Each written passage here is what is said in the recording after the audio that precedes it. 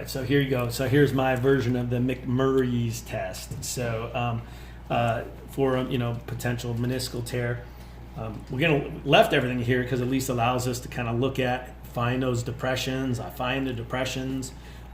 So I'm on this side, I'm gonna find the depressions with my thumb and index finger, and then what I do is then I take my index finger here and I'm sliding towards my medial joint line and the lateral joint line.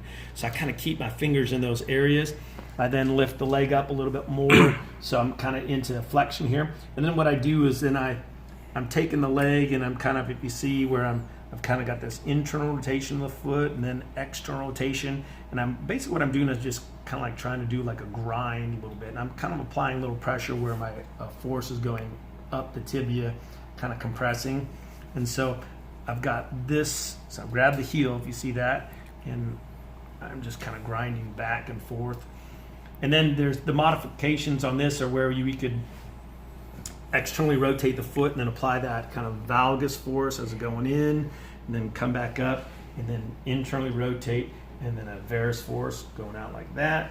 And again, what I usually look for is just, hey, if the athlete has any particular pain in the joint line when I'm doing this,